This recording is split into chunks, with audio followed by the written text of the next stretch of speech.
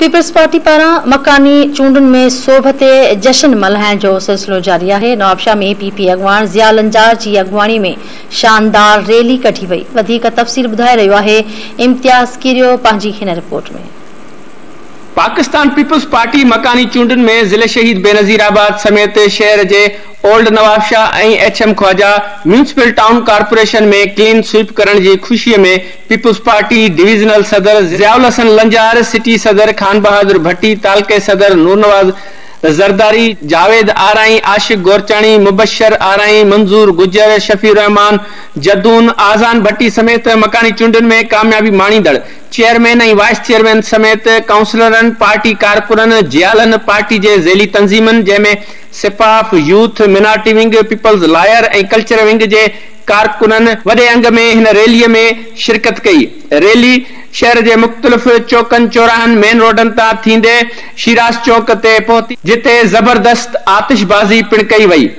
उन मौके ते जियालन धरती टीवी से गालाइंदे पांजा विचार कुछ हिन रीत वंडिया। असांखे जेका कामयाबी नसीब कई है अल्लाह ताला इज़ात उन में वडो किरदार जो असांजे कायद मोहतरम आसिफ अली खान जरदारी साहब जो है, मोहतरम बिलाल भुट्टो जरदारी साहब जो है, स्पेशली असांजी भेण अदी फरियाल टारपुर साहबा, अदी अजरा फजल पेजो साहबा, असांजे ॿिनि लीडर में ज़ियाउल हसन लंजार साहब थियो, हाजी अली हसन जरदारी साहब थियो, 14 तारीख़ मुर्शिद दाराई साहब थियो, ऐं उन खां अलावा सभ खां वधीक जो आहे जेके इहे तव्हां असांजी पब्लिक ॾिसो, आवाम असांजे वर्क ॾिसो था, इन जो वॾो किरदार रहियो आहे। उन committee Pakistan peoples party sweep कयो, बल्कि नवाबशाह ने पूरे डिवीजन में असां सॼो स्वीप कयो आहे। पहिरें मरहले में जिते जिते इलेक्शन दिया पाकिस्तान पीपल्स पार्टी स्वीप कयो आहे। इहो सबूत आहे त पाकिस्तान पीपल्स पार्टी आवाम की पार्टी है।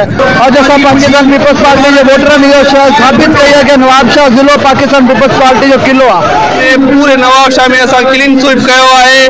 पंहिंजी जिदोजहद ऐं मेहनत सां शहीद बेनज़ीराबाद ज़िलो पाकिस्तान पीपल्स पार्टी सां कलम कंदो अॼु पाकिस्तान पीपल्स पार्टी सां गॾु इलेक्शन के हवाले से खटन की खुशी में पीपल्स पार्टी के जियालन रैली कढी है। ज़ियाउल हसन लंजार की क़यादत में जेका हिकिड़ो क्लीन स्वीप किया शहीद बेनज़ीराबाद में पीपल्स पार्टी जी आवाम पीपल्स पार्टी से गॾु आहे। रैली ज़ियाउल हसन लंजार साहब डिवीजनल प्रेसिडेंट के निगरानी सां इहा आवाम अॼु रैली कढी वई आहे। इंशाअल्लाह रैली पूरो थींदो आयो आहे। जियालन चयो त मकानी चूंडुनि में नवाबशाह समेत जिले में क्लीन स्वीप कई है ऐं ईंदड़ जनरल इलेक्शन में पिण Pakistan peoples party clean sweep कंदी। कैमरामैन मोहम्मद रमज़ान भट्टी सां गॾु इम्तियाज़ कीरियो, धरती टीवी, नवाबशाह।